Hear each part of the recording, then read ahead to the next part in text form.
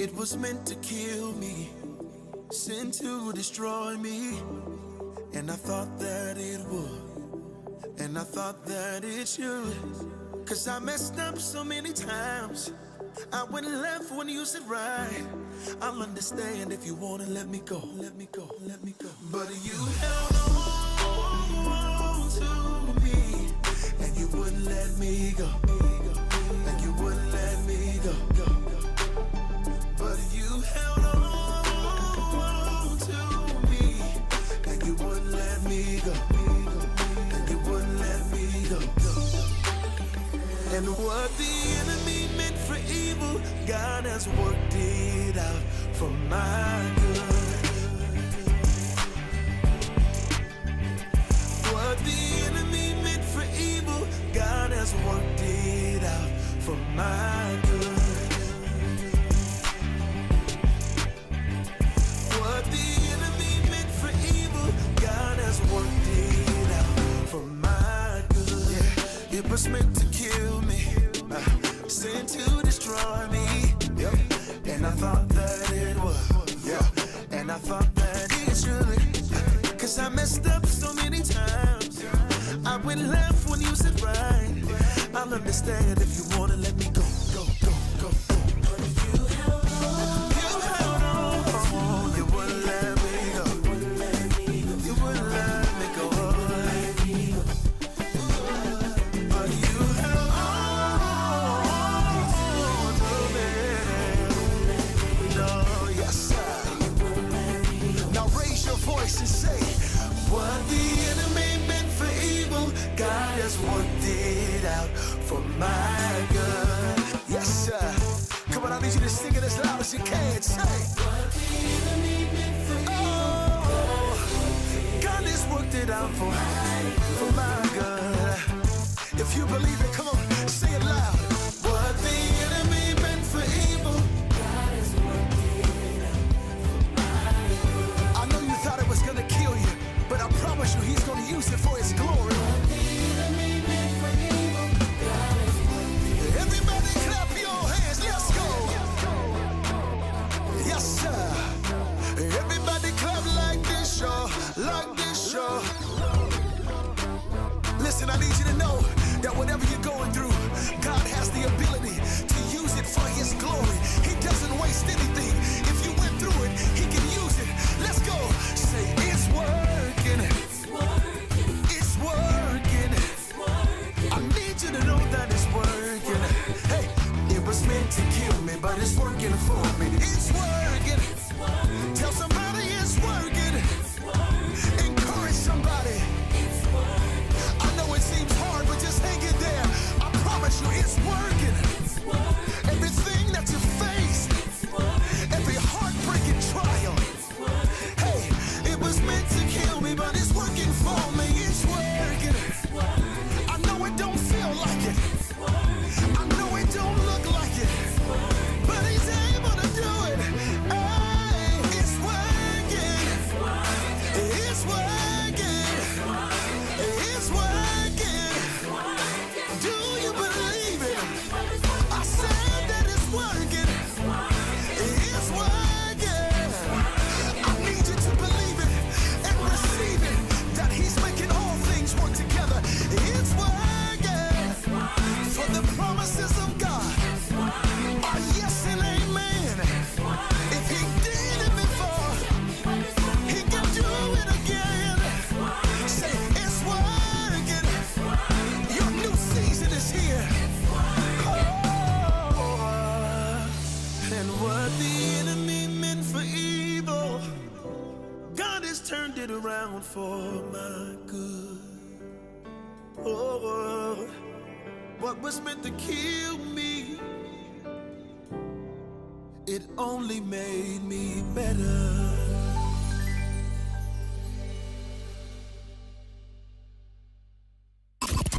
Connecting the community through gospel.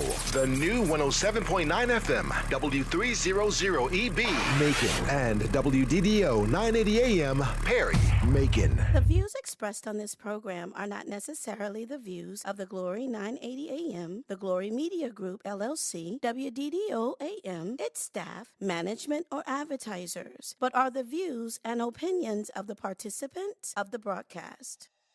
Mother Georgia, she's back on live, the historic 980 WDDO. All of a sudden, let's go live into the studio with our host, Brenda Sutton. And hello. Hello, everybody. Jenny, I like that shirt. Oh, my God. I like that shirt. Starting already. I like the little shirt and the little chain thing I on thought maybe we'd get like at least 30 seconds into the show, but she came loaded and ready, people. Pray for me, all you prayer warriors out there.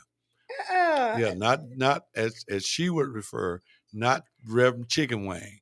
I don't want him praying for me, but all you real prayer warriors. Oh Lord, it's double trouble. Emily has arrived, and they both pick on me every Monday. We do not. Yes, they do. And listen, I just wanted from the very beginning to give a big shout out to my brother, my friend, the one and only attorney Henry Williams. Woo woo, Yeah. big hand. Yes, sir.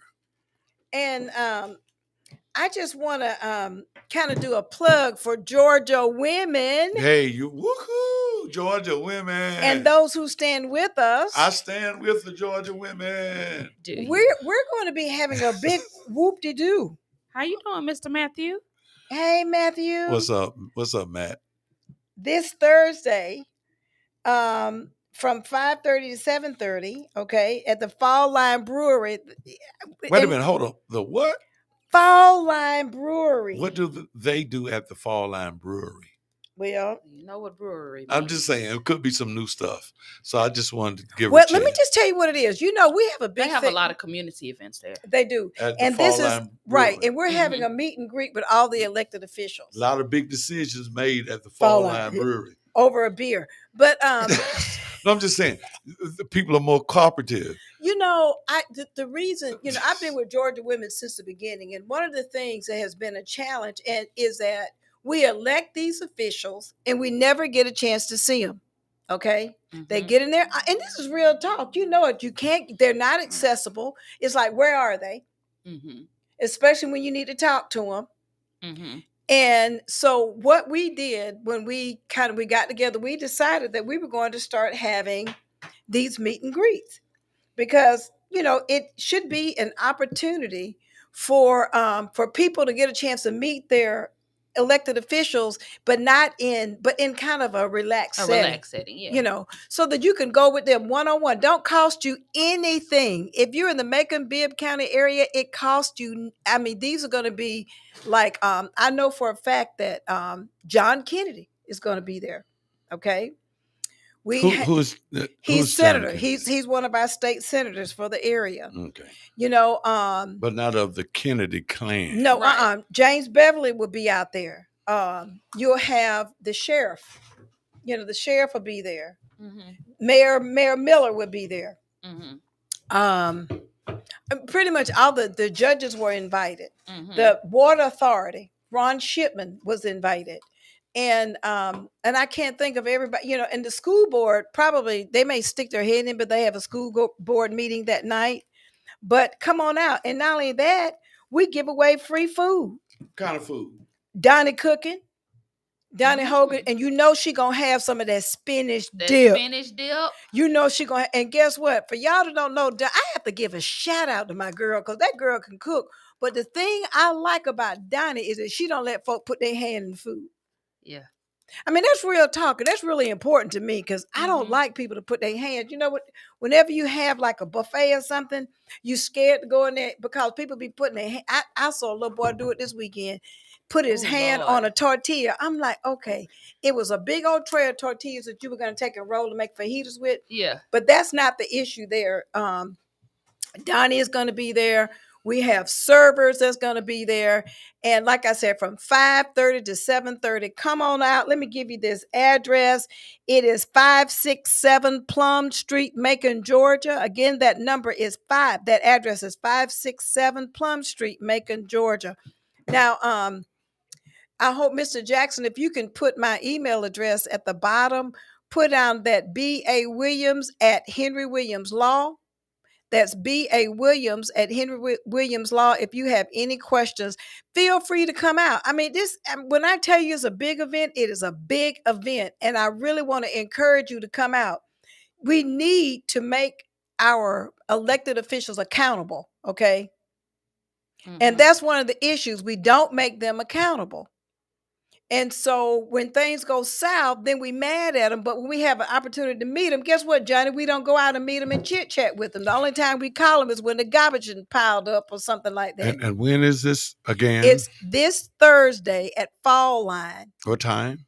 From 5:30 to 7:30. From 5:30 until 7:30. Correct. This coming Thursday. That's 4:20. So now these people who have been invited, are they going to just only be talking to all citizens are invited? All citizens are invited. So now are the women of the Georgia Women Association, are they going to monopolize all those candidates' time, or the regular folk going to No. Because you know what? Let me tell you about Georgia Women and those who stand with us.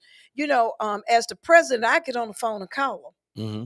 So, this is an opportunity for community. Mm-hmm. And for community people. So no, we're not going to monopolize their time. So listen, everybody, come.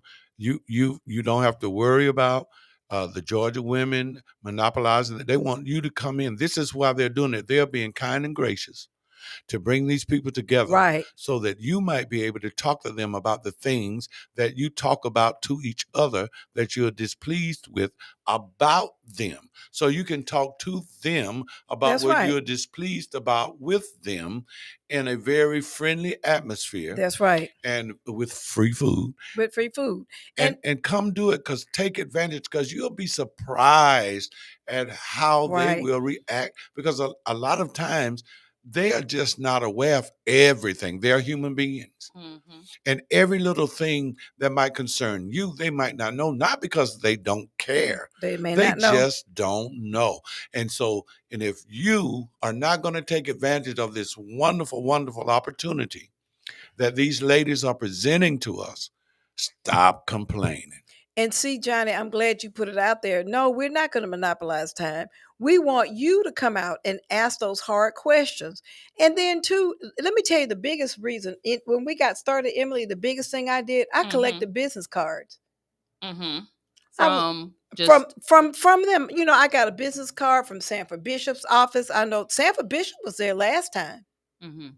I mean, he actually, he was physically there. And but I was going to say, you can get those business cards and then hold on to them. And then when you say, well, how do I get in contact with XYZ? Well, you got a business card.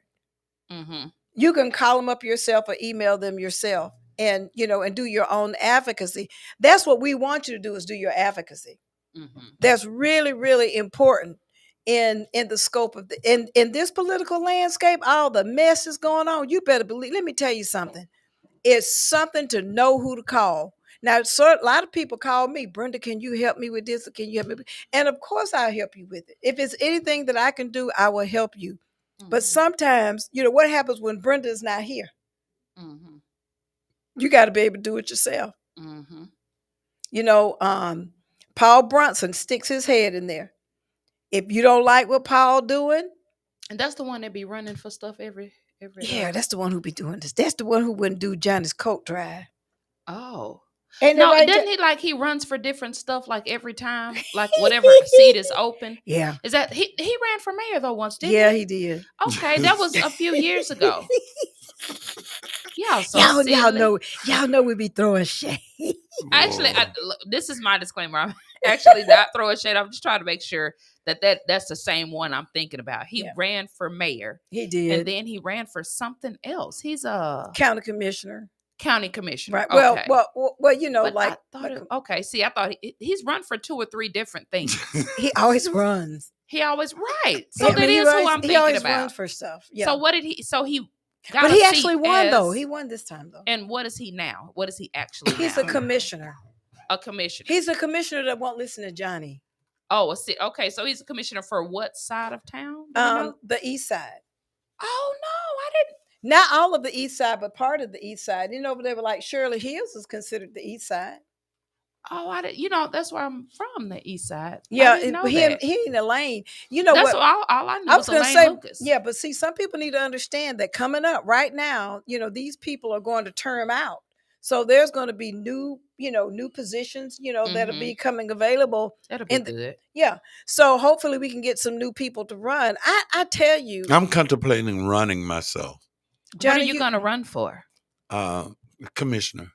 Oh, okay. Well, then you should, Johnny, because let me just tell you, have value. I really am contemplating it, that if I wanted to take on that task, because I continuously see that the people start out like wildfire.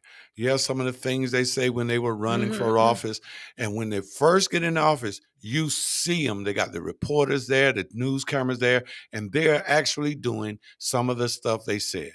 But then after a little while, they start showing you all these other new shiny things, and they abandon the original principle, of trying to help the poorest of the poor, the foundation, and it's the street. I don't even want to get. But you know what though? Let me just say this: I went to a leadership class. And I found that when I was faced with hard decisions, it was very, very difficult. So it's not as easy. I can recall one of the exercises that I had to do was they said, now you're in a city and you have a choice between, say, funding the libraries or fixing the street. Which one would you do? And so I had to make a choice. And I said, fix the street. Because if I fix the street, then I can attract new businesses and things like that. They can come in and hopefully, the tax base and just different things like that, different. And then you got people with different advantages. Like for me, in a lot of these neighborhoods, like East Macon, South Macon, those are neighborhoods where you got a whole lot of families that have been there generationally. And so when you got all these the families who's been in the neighborhoods for generations, right? And so most of these people now are in their 60s, in their 70s now, in their 80s now, and they've been looking at the same hazards at the stop sign. So when you pull up to the stop sign, you can't see if a car's coming or not because the shrubbery and all that stuff has overgrown that stuff. And so all of these dilapidated houses, this Blythe, I don't know, maybe they changed the name of Blythe, but there's so much Blythe presently in these neighborhoods, in most of the neighborhoods where the people are 70, 80, in their 60s, 70s, and 80s, these people have worked, retired, and still got to live in these neighborhoods because we keep building shiny new stuff. And I'm just saying they need to start reaching back and fixing these neighborhoods. But let me just tell you, But the only time I see them fixing the neighborhoods is when it fits into the master plan of something. Johnny, you got to do your research because they are tearing down these houses. But let me tell you where. Where? They are. I've seen some. They are. And let me just tell you what the real deal is. Okay. Now, I don't know the sides. I'm not from Macon, so I don't know like South what's Macon. East, South, but West, no, or but whatever. they are tearing houses. There's so many dilapidated houses in South Macon. I've seen them tear down. Like there's tons that I've seen personally that have been torn down. Where? But I don't know the size of town. I don't know what it's haven't gotten considered. to yours yet. But let me just tell you what the real problem is. Okay, with that, understand there is something that deals with ownership. Who own those houses? Right. Now hold up. And see what happens is a lot of black folk die, and it's just not, but a lot of our elderly die and do not leave a will. And then the houses end up in air property, and then it's a mess. So you got to untangle all of that to even get to the house. Now, I'm telling you what I know with that. So when they don't pay the taxes and the city reclaims the property, right? I'm asking. Huh? I need the call-in number. Oh, the calling number is 478-250-1444. 478-250-1444. Okay. When you don't pay your property tax and the city assumes that property, right? I'm asking a question. Right, right. So whose responsibility then is it to clean off the lot? Then the city will clean it off. But I'm just telling you, a lot of the houses that you see, they still have ownership on them. Johnny, it is a multifaceted kind of issue for them to even to get control of the house. Now, if the person that's in the house that owns it or something like that, that's different. But a lot of these houses is because people have just abandoned the house. You got to find out who owned it, and then you've got to wait so many years before you can go in and take it over. I think it's like 7 years. So it's a lot to it. So it's actually an actuality that there are properties around here that you can go to and say, hey, who owns this house? And the city doesn't know. No, the city would know, but let me just tell you, they may not know because if the person has died and did not leave a will, then it's all of their heirs' property.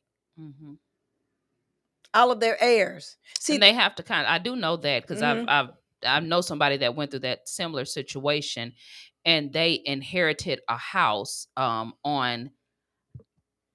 it's like the Pleasant Hill area, I guess. Right. But anyway, they inherited a house from their great aunt, and they didn't even know. They had no idea, and they were like, "Well, I mean, the house is mine. I don't know what to do with it. It's towed up, it's towed down, it's old. I don't want to move in it."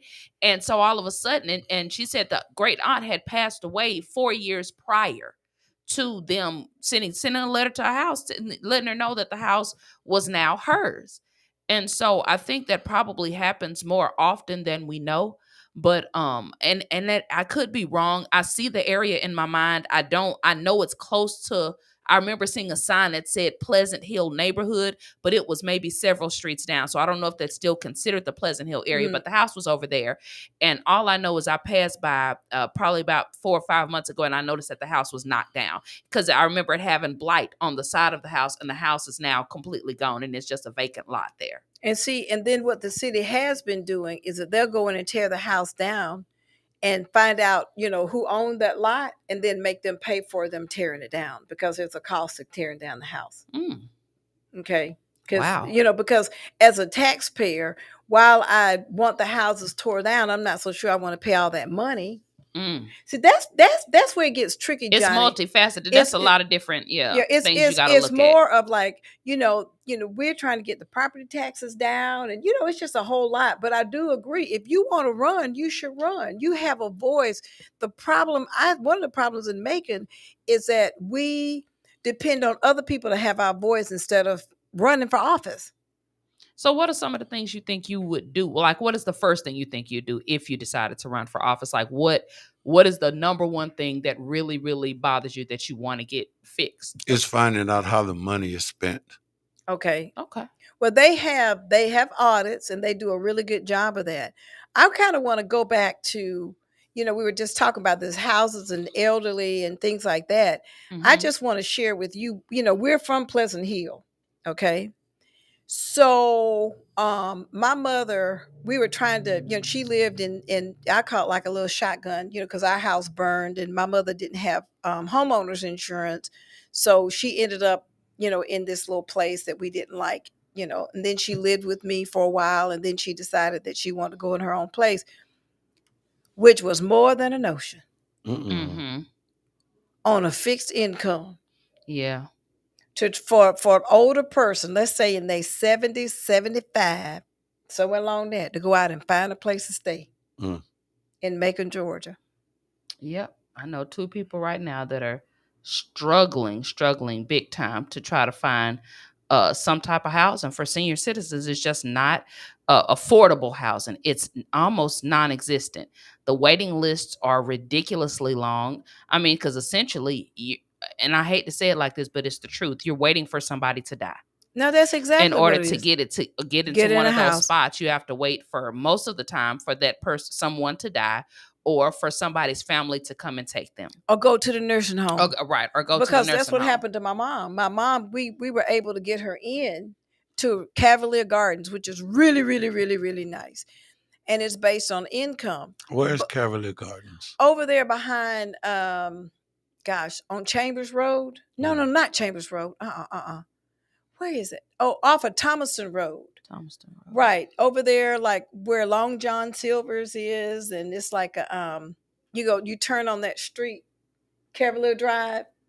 Where Captain D's is. Mm-hmm. It's Captain D's. It's right over the freeway. That Captain D's that sits on the left. Right. Okay. And what I found interesting was, oh wow, she said she wants, but I want to move. Shooting in this area is horrible. I bet over there. Are you in East Macon, Miss Sandra? Mm-hmm. And see, it's bad. So she don't even want to go outside.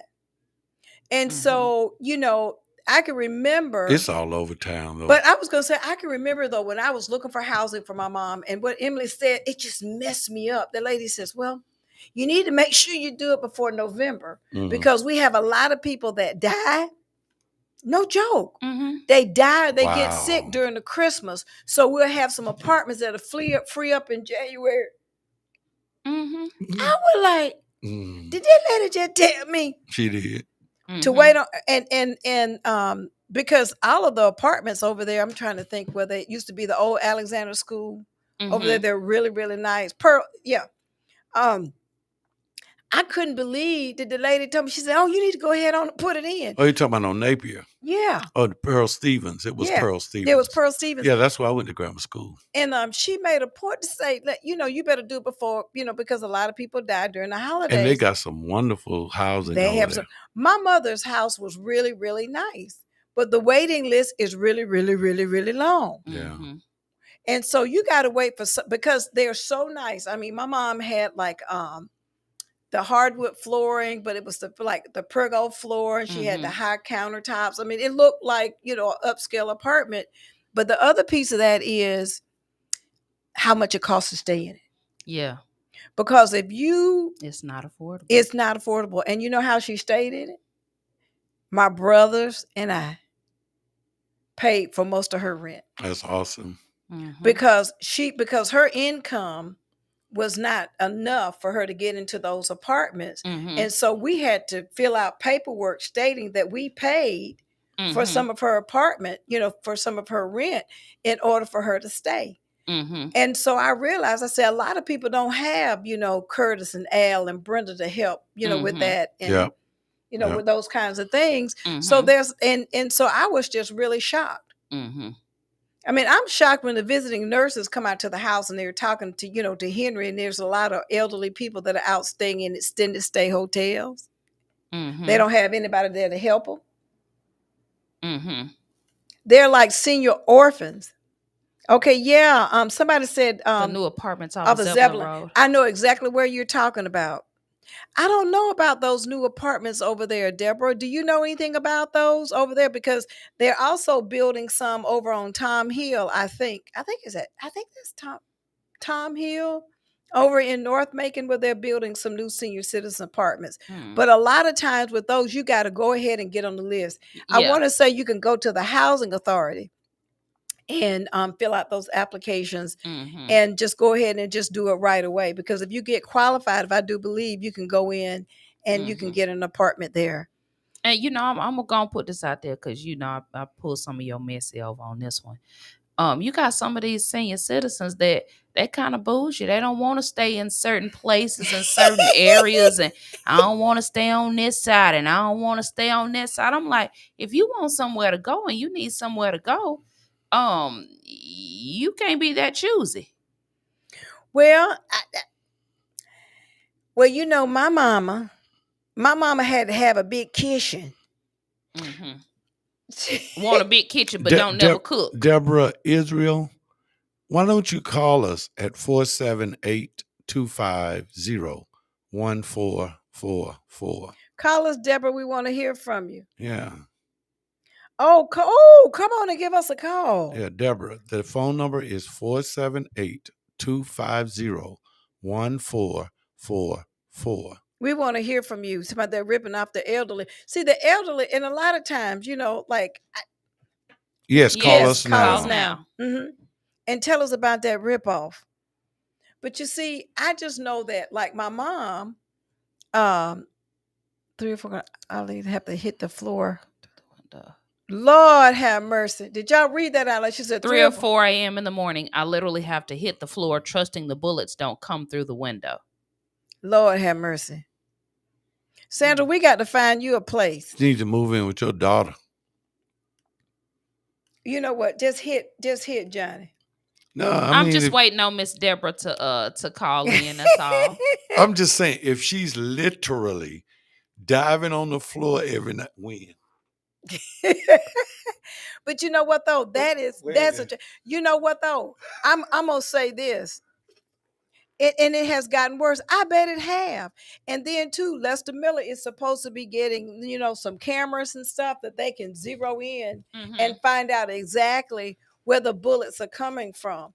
But it's really hard for elderly people because a lot of them now don't want. We got Miss Deborah. Miss Deborah's on the phone. Hello. Hey, Deborah. Hello, hi, how are you? Good. Someone from the commissioner's office as well as the news media need to go out there. These are brand new apartments. They was final built in August of last year. And they're tax credit property, meaning they're not supposed to pay no more than 40% of their rent. These people, say for instance, the rent is $800. They're paying $715. Wow. More elderly people have been evicted since August of last year when they opened their doors. If they go to court, they're being evicted over petty BS. It needs to stop. Nobody's speaking up for them. The apartments, brand new, cabinets are falling down, no electrical, no water, flooding. What's the name of them? You name it. Westfield Landing. Westfield Landing? Yes. 421 Lamar Road North.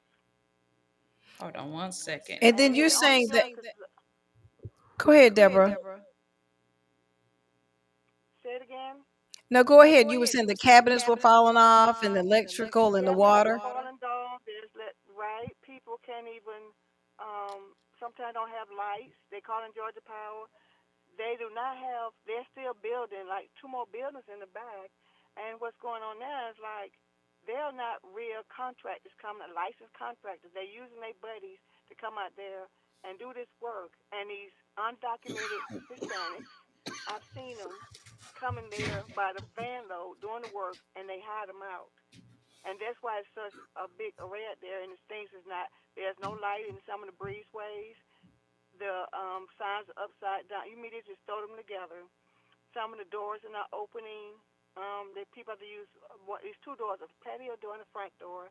Some people just have to use the patio door because the front door wasn't open because the building is already to settle because they did not use topsoil on the dirt. They used plain red dirt from the earth. They didn't add topsoil or anything to it when they built it. So it's already beginning to settle. The buildings, the cement and stuff start to crack.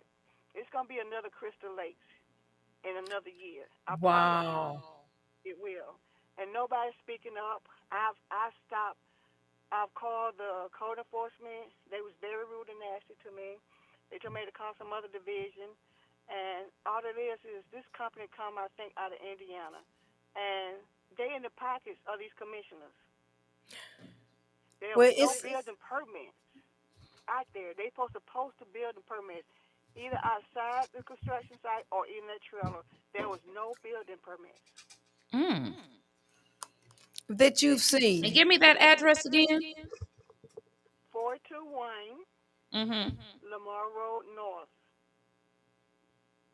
And they have went through 5 managers. They have went through at least 10 maintenance men. They finally hired someone. There's no maintenance on the property. It's all for show.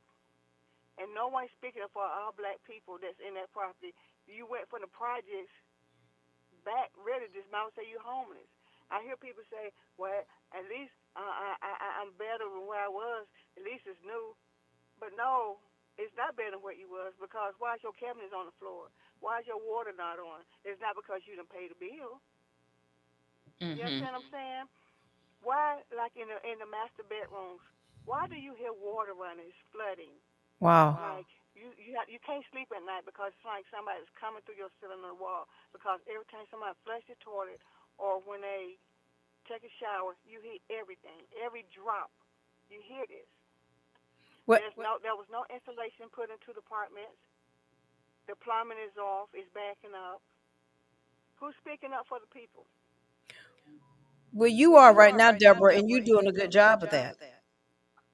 And so you should contact the NAACP as well. Don't we have their information here? I don't know. I spoke to her. You spoke to Gwen. I spoke to her outside the station, and I was so upset. I came that day because something happened where they put this elderly disabled lady out, and I came there to let them know they need to come out there and do something. But the judge, I can't think her name. I think it's Clark or Carter or something. Colbert? Colbert. She's a snake, and I'm here to tell you, and I'm not ashamed. If I see her to her face, I tell her she's a dirty snake. Colbert is dirty and low down. Now I can't let you.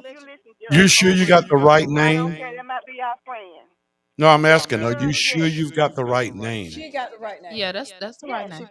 She got the right name. She's a snake. She put out several people during COVID that it was a law against that, and she evicted several people. Now I want you to know that it is not that she's my friend, but I work in the courts, and I want you to know that we have to be fair.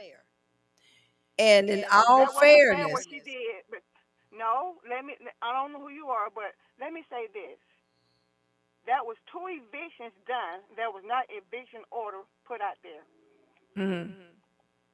She can go to jail, and her staff can go to jail behind that, and the deputies that went out there and did it. Wow, Miss Deborah. Well, that's all they're doing here in Macon. We as a people need to stop it. There's a man that sits high and looks low. That everybody, and it's a thing called karma. And when he get his revenge for his people, what they're doing, oh baby. Well, now I believe in karma.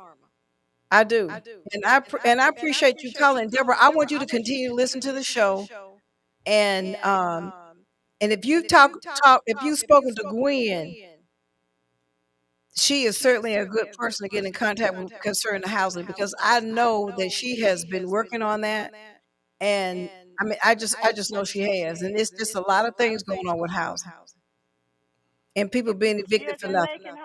Making housing is a joke. They need to shut Macon housing down or get rid of everybody, starting from Mr. Austin all the way down to the receptionist. Now you know I can't let you call names too much now. Well, it's freedom of speech, ma'am. I know that's right. I have to. That's right. We can't, but you can. Right. So I'm just saying like it is. They need to shut it down. They need to revise it, revamp it, and get new people heads in it. It's for the people and for rights, not about a paycheck. Well, these are human beings, black, white, red, and yellow. These are human beings that need to stop suffering on how somebody has greedy hands, greedy and gluttony. It needs to stop. When are we gonna stop saying, "Oh, that's my friend, that's my brother"? No, what does thus said the Lord say? But Deborah, I appreciate. We forgot. Well, I agree with that, and I appreciate you. I appreciate you, and I do want you to call back because it's okay. And you have a blessed afternoon. Thank you, dear. Thank you. Thank you for calling. Well, the community, they're outraged, they're upset, and people want their voice to be heard. And they do. Sometimes it is what it takes to, call specific people out. Now, of course, on this show, we try to be fair. We try to be even. And we don't like to call names without having those people speak on their own behalf. And so we're going to reach out and try to see if we can get her to come on and let's see if we can get her to come on. Yeah, we'll and talk about the process. Colbert. Seriously, yes, not Colbert. I mean, not Colbert. It's Colbert, not Colbert, yeah. not Colbert, it's but Colbert. Colbert. Right. I said Colbert. Yeah, her husband's a pastor over there at the church. Yeah, Marvin, but sincerely, people need to understand the process of eviction anyway. Right. Because that's something that we could even do a show on, because people think they have this thing in their mind what that is, and they think, like, let's say that something is broke, they feel like they ain't got to pay rent. Now you got to pay rent whether it's broke or not. Right. Correct. Because they can still evict you because you did not pay your rent. Now, and I can attest to that. Like, I recently had to go to court over a situation, and I sat in the court, and it was my first time, having to go. And I sat in court for about 2 hours before our case was called, and I listened to case after case after case. And I felt sorry for a lot of the landlords. I also felt sorry for a lot of the tenants. And documentation is key to a lot of this. And Brenda is absolutely right. Just because your AC don't work don't mean you can't pay your rent. Just because, the water run brown in one part of the house don't mean you can stop paying the rent. I understand where the thought process comes from, but you can't just not pay your rent, because when it all boils down to it and you get to court, you have to, and because these landlords, when they bring you to court, they're not bringing you to court for any other reason other than you didn't pay your rent. Deborah says, I'm a paralegal. It's called repair and deduct. Thank you, Deborah, for that. And I'm glad that you shared the information, because let me just say, just like Crystal Lake, we really didn't know what was going on in Crystal Lake until it was a disaster. No, this must have been before I moved here. It's on Chambers Road. On Chambers Road. Oh, that was a big mess. What were they, apartments? They were apartments and condos, and I mean, it's just a big mess over there. Were they senior citizens or just? They had some that were control rent. It was just the water. I think what happened to the water? It was the apartment apple of Macon's eye for a long time. Oh yeah, it was the place to be, because they had really? It had like high rise and stuff, but. For her to say, was this the? I'm sorry. Was this the one that made the news? Yes, a couple of years. Well, this was before it got drowned. Okay, and by the way, it was a big deal. It made the news for a long time. Absolutely. And now you know what is. You're right. That you hit the nail on the head. The eviction process is not for the tenants. It's for the landlords. It protects the landlords. It protects the landlords. That's right. Absolutely. I know some people right now say, I ain't got no lease. No, the lease is to protect you, the tenant. When the landlord don't have a lease, he got the upper hand. Right. Exactly. Yeah, that's why they'll start. That's why they're going over. That's why they're going over to these monthly leases instead of yearly leases. Yeah. And so they can just put you out whenever they get absolutely. And then for a lot of older people that are on a fixed income, and see, this goes back, and then I know I go off on a tangent, but this goes back to when a lot of elderly people, Pearlie Tolliver said, ask the caller. That's Miss Deborah. No, that's Miss Pearlie Tolliver. No, she's saying to ask Deborah. Deborah's who called in earlier. What happened to her at Macon Housing Authority? Well, Deborah, if you're still listening, yeah, what happened to you at the Macon Housing Authority? And be sure and put that in the comment section so that we can address it. I just think that I kind of lost my train of thought. But we definitely got to make sure that when we are doing these evictions, that people understand the purpose of a lease. Because you would say it's not for the tenants. Just like the HR department is not for the employees, it's for management. Right, exactly. It's the same process. It's put in place to protect the owners and to protect the landlords. That's right. It's not put in place to protect you. Now, there are different laws to protect you, but That's the lease correct. and all of that paperwork is designed to protect the owners. That's right. And so, when we're talking about some of the housing, in fact, we'll make sure that we get some more resources on senior citizen housing. Deborah, I didn't know that was going on out there. I just know that my mom stayed. I know my mom stayed in Cavalier Gardens, and they were just so kind to her, and they worked with us, and it was very, very nice, and it was a pleasant process to go through. So I do, that part, but I was not familiar with what was going on out there at your place, Okay, so Henry, which is our friend, our loved one, Mr. Henry E. Williams, He says, he's speaking to Deborah. He says, that is true, but there are preconditions for repair and deed, such as written proof of proper prior notice before you can repair and deduct. All right. Thank you. Thank you, Judge Williams, for that.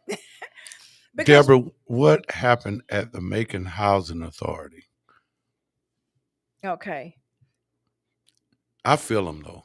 Like I feel like if I have cable TV and cable is out for 2 weeks in a row, I don't feel like they should charge me the same price because I wasn't able to watch cable. And then they talk about prorating. So then I guess she feels like that about a cabinet when it falls down in the kitchen. Mm-hmm. She doesn't feel like she ought to be able to still pay the total price. They should prorate her some sort of way when her water's brown and it's not her fault. Right. And when her cabinets fall down and it's not her fault. Mm-hmm. And when the floor sinks in, it's not her fault. And when the ceiling fan falls halfway out of the ceiling and it's not her fault. And they say, well, she's still occupying that space, so she still has to pay that quoted rent for it. But so it might not be that she's legally has a right to not pay the full price. Right. But I think that's what I'm saying. This country was built on such rotten rules. Yeah. And we still want to cling on to tradition in so many different ways instead of admitting that we were wrong about some of our applications and changing them. But let me just say this. Go ahead, Emily. And the key is to getting proof. You have to take pictures. What I learned from sitting in court for 2 different times, sitting in court, proof is key. Take pictures of the stuff that's falling apart.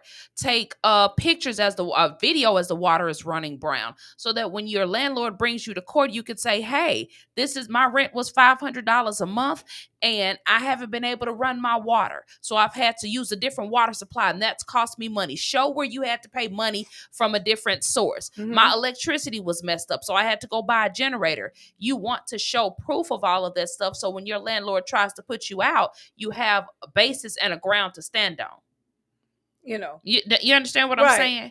Right. And that's what I noticed is that the judge was ruling in favor a lot of times. Well, it was half and half, but a lot of times with the landlord, because the tenant did not prove everything that they were the alleged, well, this is wrong and that is wrong. Yeah. Okay, well, you got to show me something. You just can't come in here and say the apartment is towed up, so I ain't paying no more, or the house is towed up. And then if you're going to rent a place, and because we want to talk about how difficult it is for seniors, I'm just saying that the first place, and I still subscribe to this, is you want to go to the Macon Housing Authority and apply there to see if you qualify and what you qualify for. Because a lot of people on fixed income simply cannot afford the apartments. Now, Deborah, you said something key. You said how much it is.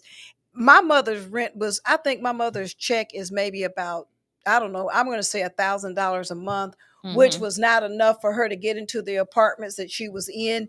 But my brothers and I paid the difference so that she could qualify. So this is going to go back to some of the folk that are looking for places. You may have to talk to your children about helping you get into a place. And your children will help you if you're specific in what it is that you need. Now, I won't say but we had my mama on allowance, Johnny. We gave her X amount of dollars every month. We knew that we need to give her this, and this so that she could live. That may be challenging for some people, but that may be the route you have to go, Emily, to get your mom or your dad in a place that's safe. Because their income, back then they weren't making that much money. So their Social Security check ain't nothing. And then they didn't get a retirement. What's a retirement? Yeah. They didn't work on a job that had a retirement. The siblings, everybody has to agree and commit to paying that X amount of dollars a month. And I think that's where you run into the issue. Is I can commit to say, what's the number? $150. I can commit to $150 a month, right? But will my other siblings commit and come through every month? That's the thing. Will you commit and will you actually come through? Because we're saying we're going to do this for the rest of her life, right? And that's like committing to pay a car note every month for the rest of your life. At some point it got to stop. So when you think about adding the siblings and getting people to chip in to help, I can always say, I can, I'll do this, but is everybody else going to do their part? Deborah, would you call the station and leave your telephone number so that I can give it to Miss Pearlie? Okay, and I read something Deborah said, the judge could care less about your proof. If you don't have representation, you're wasting your time, point blank. I actually disagree with you, Deborah. When it was my turn to go up, I had the proof that I needed. I knew what to say. I had the proof, and he actually granted us a continuance, and we were able to come back to court the second time. And when we came back to court the second time, it was ruled in our favor as well. So it's not so much that you have to have representation. You need to know what you're talking about when you go in there. A lot of those people are just angry. They're just mad, and they just go in there and they're fighting back. And you have to, fight and have purpose behind your fight. But I think that's why she's saying they need representation, because the average person doesn't know what to say, how to say it, when to say it in the courtroom. But they don't have the money for representation either. So Remember, that's the knowledge is catch-can. always free. So that's you the got the catch-can. library and the internet. Okay, so hey, Sandra. Hey, Brenda, how are you guys? We're good. Can y'all hear me? Yes. Yeah, very well. Yes. I wanted to say that my children have their own financial responsibilities, and nowadays, the lifestyle that most of our children have, it takes every penny of what they make, unless they're fortunate enough to have a little money saved from wherever. Mm-hmm. So, in my situation, I make quite a bit of money from when my husband passed away. I was able to secure a certain portion of his Social Security, but it's still not enough for me to move. In the neighborhood where I'm at, it's like gun shooting from one end of the street to another, and I'm asleep at 3 or 4 o'clock in the morning, and it sounds like they're having some type of gang war outside. That's frightening to a senior. And yet people keep telling you can't afford to move. Do you know how a 75-year-old woman feels when someone keeps telling her that? And, it's just very disheartening to try to figure out what the options are. If there are any options, there has to be an organization or something other than the housing authority or these people that take advantage of seniors because they are seniors. It has to be an organization created to help us get out of the situation, help us, to make our lives better, And so I just wanted to say that. Emily loves me and my family loves me, but they have their own family obligations, and they may not can afford to help me on a monthly basis. So I'm left out here to do what I need to do by myself. But Sandra, I appreciate you calling and sharing, and I don't know of anything, but I would definitely look and to see what is available for you, Okay. because you shouldn't have to be dodging bullets. Yeah, I mean, that's very scary. Yeah, and since Emily moved, it's she's not close to where I'm at now, and so it gets to be kind of scary or lonesome over there, 'cause yeah. And so then I'm going to leave that there, and I think you guys. Hey, by the way, I thank y'all for discussing it. By the way, Sandra, you know what it is that you just missed Jimmy and them egg sandwiches. That's what I think. Yeah, I miss my baby, and I miss my daughter too. And so even though we didn't hang out every day and stuff at each other's house, it's just the security of knowing that she was right there next door. We're going to have to get you off, because you're going to have Emily in here crying. Emily in here about to cry. Sandra, Yeah, thank you so much. I love her. I love we'll all of you talk guys. to you next time. We love you. Okay, thank you. Bye. Okay. I love you too. Bye. But she has just said something that is really just absolutely true about a lot of our seniors. If you're listening, live in neighborhoods that are infested with gun violence and other types of violence.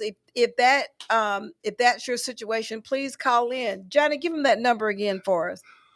478-250-1444. You know, because I'd love to hear from you, because I think that there's a lot of people that are in some of the, some of these older neighborhoods that have been there, like you say, all your life, all your life. And now that you're older, you kind of stuck in a rock and a hard place. Because they can't put the money into these neighborhoods. They have other things that they have to put the money in, because the other things are priority, and they are more conducive for bringing in businesses and all that kind of stuff. And so who suffers? The elderly who lives in these neighborhoods, who have worked all their lives in this city, many of them being employed by the city. So now they're in their 60s and 70s and 80s.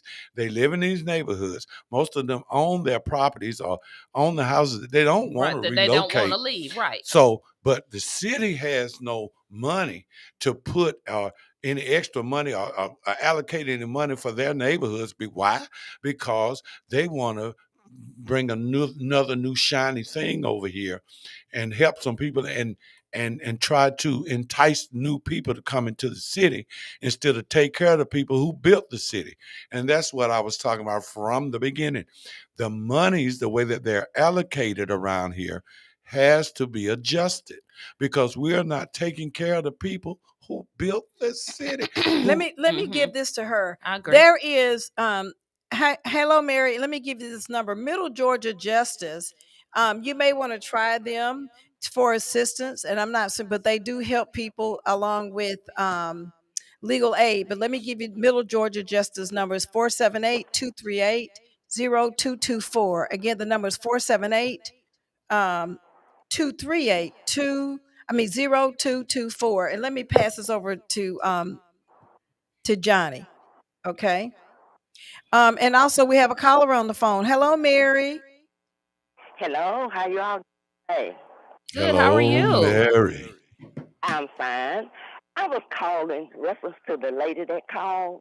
Mm-hmm. That is happening to a lot of our neighborhoods, and tells her don't feel like she's alone.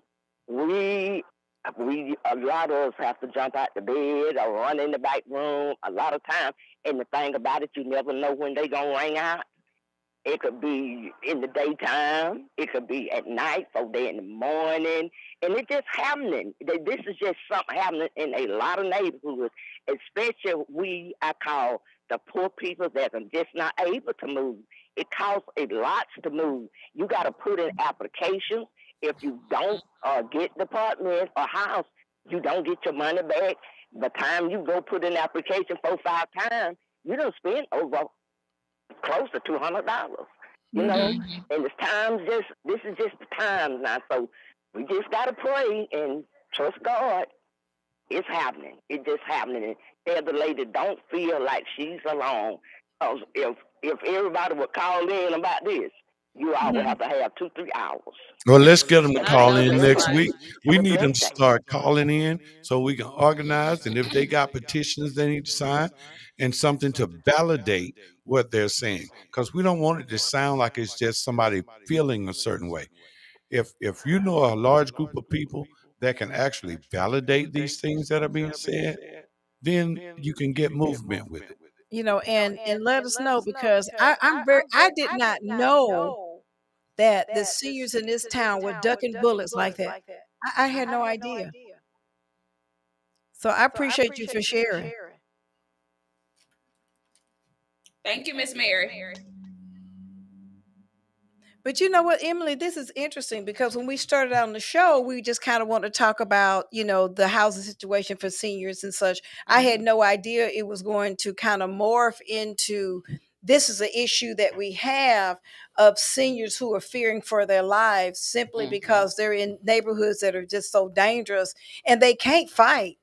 And the thing is, the affordable housing. They can't afford to move. It's not about, I think Sandra mentioned earlier about struggling. It's not about whether you're struggling. It's being able to financially move, do everything that it takes to move. That's family, getting somebody from your family to help you actually physically move the things, being on a waiting list that may take 6, 7, 8 months. So, who wants to dodge bullets for months to years, to find somewhere that's affordable? So I think it's definitely an everybody situation. Oh, can you read Henry's comment right Okay, there? Henry said, Deborah, when I was physically able to help, but my last attempt here in Macon, the tenant embarrassed me in court by not accepting a good offer I worked out, and the judge ruled that the tenant didn't meet the burden of proof with what was being claimed. Hey, Wade, and that's true. Wade, how are you? I'm good. How you guys doing? Hey, Good. Wade. Y'all talking about a heavy topic, and it's one that is hard to solve. But I know one thing that I remember as working in the sheriff's department is the difference between stuff that happened in white neighborhoods and black neighborhoods is that people in the white neighborhood, if they see a suspicious person or a suspicious car, they're calling. Black neighborhoods, we didn't have it happen like that until it got out of hand. And we have to start training people in the neighborhood who are the eyes and ears when they see something that don't look right to call in and get somebody out there to check it out, because when you check it out and you get names and you're running names and stuff like that, sometimes those people have warrants on them for stuff they've done. And you're compiling information on people in the neighborhood. You're getting information. So they might not want to be in your neighborhood if they know that, hey, these people calling on these folks. And That makes sense. Call anonymously. You don't have to give them your address or your phone number. And you can tell them that you don't want to make contact, but you just see these people before it gets to that point. Because when the shooting happens, something else has happened prior to that. And I know you guys are short on time. I just want to drop that. That was valuable. Thank you. And he's right, because I lived on the east side of Macon on Pine Hill for years. And I will say this, whenever there was shooting and I called the police, the shooting would stop. Within 15 or 20 minutes, I would see a patrol. And this doesn't always happen, but there would be a patrol car just riding down the street, and there would be no more shooting for the rest of the night. And this was every single time I called. And that would be like when the shooting would get, out of hand, or it felt like it was right, behind my house or right in front of my house. I would call, and 15, 20 minutes later, it would be no more shooting. And it would last, a good solid month and a half, almost 2 months would go. Right. We wouldn't hear not one gunshot. Then you'd hear them again. I call the police. You didn't hear anything for 2 or 3 months. So don't think that you don't have any options. Calling the police will work. Now, whether they will show up in a timely fashion is always the issue. I know that there's a shortage with police officers now, but you still, as the citizens, we have to do our due diligence and just call. It doesn't matter if you call every day. Call. Right, just call. And we're going to keep our seniors in prayer, because we certainly want you to be able to live in your house in peace and be safe. Yes, and I think Henry, Deborah was asking, who can you refer to assist in those cases? So Deborah, make sure you leave your number. I put a number out for her to call Middle Georgia Justice, and she needs to call Legal Aid. But if she leaves her number, but those are the 2 agencies that can help her: Middle Georgia Justice and Legal Aid. The thing of it is that these people are bombarded with, with cases. And, just like Mr. Williams said, it's true. I mean, I know he went down there and he was embarrassed. It was bad.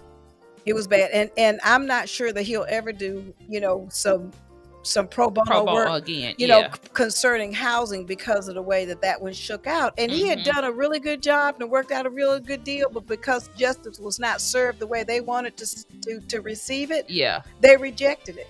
The good of the many outweighs the foolishness of the one. So, gosh, we didn't even get a chance to say bye, did we? We had such a good show. I think we bye, you guys. We're still love on the you. air. We'll see you next Monday at 5:30. Call in number 478-250-1444. We love you, and we will talk to you guys. And thank you so much. We'll see you next week. Appreciate y'all being here. Peace out. You've been listening to All of a Sudden. Join them every Monday evening from 5:30 to 6:30. All of a Sudden with your host, Brenda Sutton. That's every Monday. We'll see you there. The views expressed on this program are not necessarily the views of the Glory 980 AM, the Glory Media Group, LLC, WDDO AM, its staff, management, or advertisers, but are the views and opinions of the participants of the broadcast.